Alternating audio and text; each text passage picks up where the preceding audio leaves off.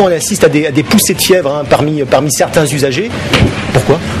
Parce que quand on a un projet aussi important qui est disséminé sur plusieurs communes, bien sûr, du territoire, évidemment, c'est un projet qui peut susciter l'inquiétude, qui suscite les interrogations, et on les comprend. Et j'avoue que personne n'est parfait dans sa communication, et les uns et les autres, et que parfois on a du mal à se comprendre, du côté du GIP, du côté des communes, du côté des associations, et du côté de tout à chacun. C'est pour cela que la concertation continue, qu'elle a été prolongée d'ailleurs, selon la volonté de Guy Tessier, de presque 1 an, pour pouvoir améliorer les conditions de création de ce parc. Et je vois que les interlocuteurs que nous avons vus dans ce reportage ont progressé dans leurs réflexions, et notamment sur la pêche. Moi, je voudrais dire que quand on va sur Scandola, qui est une réserve naturelle, on a des pêcheurs qui sont heureux de travailler sur Scandola parce qu'ils y retrouvent leur intérêt en nombre et en grosseur de poissons. Même chose pour l'escalade. Les personnes que nous avons vues là ont progressé dans leurs réflexions. Et sur le Frioul, je suis assez satisfait puisque nous avions une forte opposition dès le départ. Je m'y suis rendu 3 fois pour discuter avec les usagers, et nous avons une évolution de la réflexion qui n'est pas aboutie, qui n'est pas la même forcément pour tout le monde, mais en tout cas nous avons une volonté de créer le parc national avec des conditions particulières. La maire de Cassis, Danielle Milon, l'a dit, et nous sommes dans cet objectif-là de compenser et de trouver des solutions qui soient en harmonie avec le territoire et qui soient surtout équilibrées et justes pour tout le monde. Béatrice de Crozet, quand on parle des usagers, un petit peu de ce manque de concertation, pour vous, il y a eu concertation ou quoi ? Alors, le manque de concertation, il y en a de communication, surtout communication. Concertation, il y en a eu. Nous, en 1 an, on a eu plus d'heures de concertation que n'a eu le GIP en tant d'années. Et maintenant, nous allons à Paris pour négocier, parce que ça a été le vœu de Monsieur Trouvillier, le vœu donc de conseiller de Madame Joanneau, qui nous a suggéré de passer directement par eux. Donc systématiquement, nous sommes à Paris pour négocier. Alors le manque de communication, il a été très très très très important. Et la communication, la seule que l'on ait pu voir partout, c'est des pages entières dans la Provence vantant un parc national comme si on allait vendre un club méditerranéen. Alors que la réalité est tout autre. Tout le monde le sait, dans tous les parcs nationaux, il y a des problèmes. Et celui-là, en plus, il va être particulier, puisqu'il est périurbain et même urbain, parce qu'il concerne 1 300 000 habitants. Vous parliez de la loi 2006 tout à l'heure, Monsieur Réau, mais elle a été justement faite pour un peu plus sanctuariser et pour présenter les élus locaux. Justement, alors parlons-en, puisque dans le CA, puisqu'on vous voulez parler du CA, alors il se trouve que les élus locaux seront très peu représentés, vous le savez très bien. Les collectivités locales, etc., nommées par le préfet, c'est ce qu'on nous a dit à Paris. Moi, je vous dis ce que me dit Monsieur Trouvillier. Alors, il y a 2 langages. J'aimerais que Danielle Milon réagisse là-dessus. Vous êtes inquiet justement sur la future gouvernance du parc ? Il ne faut pas dire n'importe quoi, tout et n'importe quoi en même temps. Tout d'abord, je dois dire que les élus locaux étaient représentés, sont représentés au sein du GIP et seront représentés, bien sûr, au sein du conseil d'administration du parc national. Il ne faut pas confondre le directeur et le comité directeur avec le conseil d'administration du futur parc.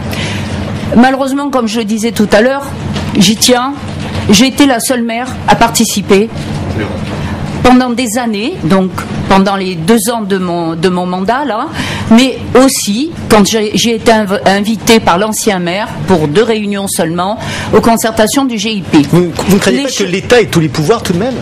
Eh bien, il faut éviter de laisser concentrer tous les pouvoirs à l'État. Et pour cela, j'ai participé aux réunions.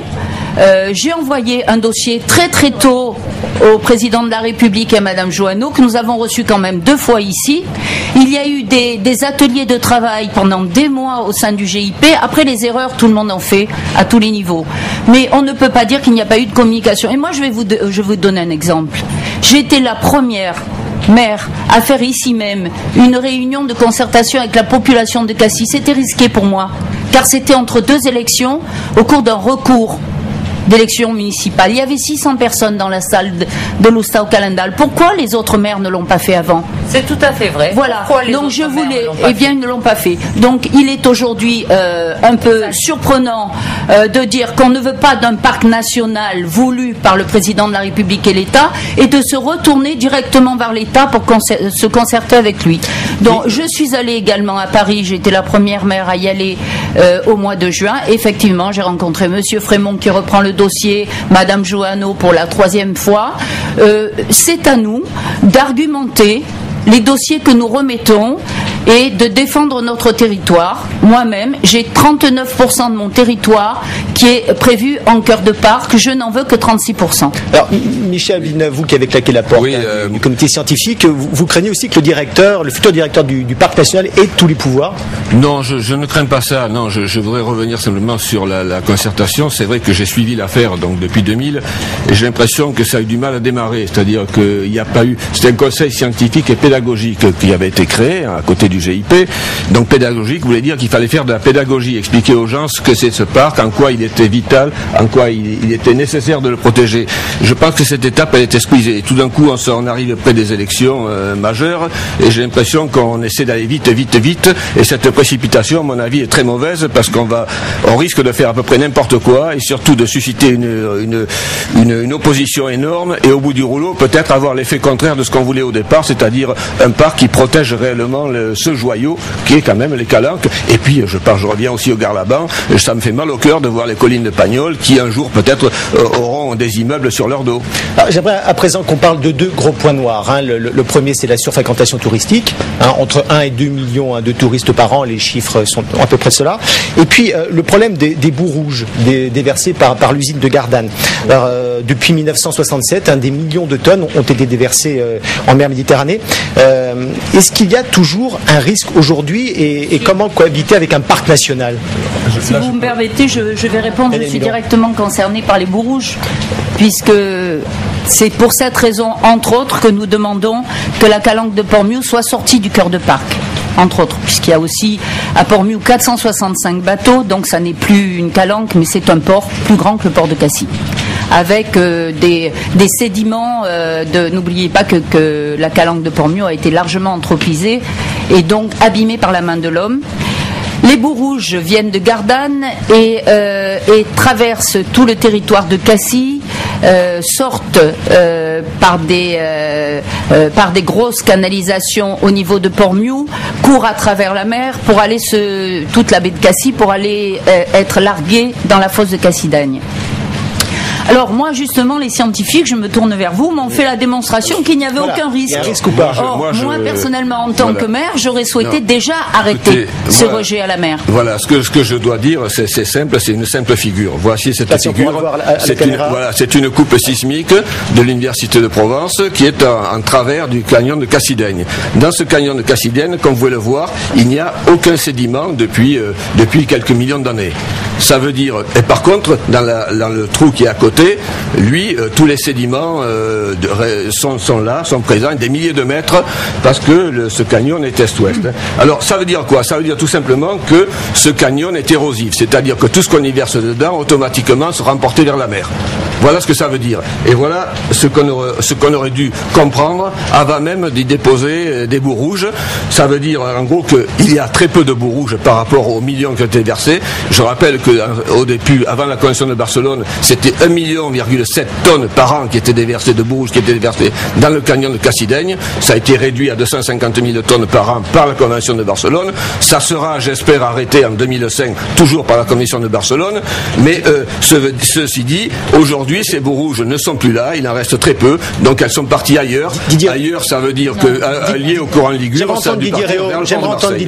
Didier Réau, par rapport à ça, la position du groupement d'intérêt. Moi, j'ai du mal à comprendre cette argumentation parce que, honnêtement, que ça reste ou que ça s'en aille, c'est toujours une pollution marine qui est très importante. Et on a vu le drame qui s'est passé en Hongrie. On ne peut pas dire que les boues rouges ne soient pas néfastes. Et il est évident que le parc national, dans sa création, permettra de faire pression justement sur les émetteurs de boues rouges pour arrêter ce déversement en mer. C'est toute la volonté du maire de Cassis, c'est toute la volonté, évidemment, je pense, de tous les élus locaux ici, de tous les habitants, de tous ceux qui aiment ce territoire, qu'il soit terrestre ou maritime, de voir arrêter cette catastrophe. Ça ne peut pas continuer comme ça. Il est bien évident. Et je ne peux pas entendre cette argumentation, Monsieur Vinov, de dire c'est parti, donc c'est pas grave. Non, c'est grave pour l'ensemble de la planète. Il faut pas. Je m'excuse.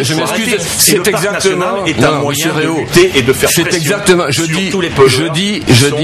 Monsieur Réau, je dis exactement le contraire. Je dis que si les boues rouges avaient été inertés au fond du canyon, à la limite, les dégâts ont été limités. Le fait même que ces boues rouges aient été dispersées dans la mer, c'est beaucoup plus dangereux.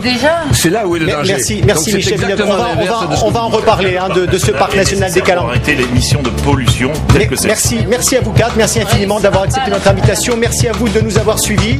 Je vous souhaite un excellent week-end. Prenez soin de vous et à très bientôt. Au revoir.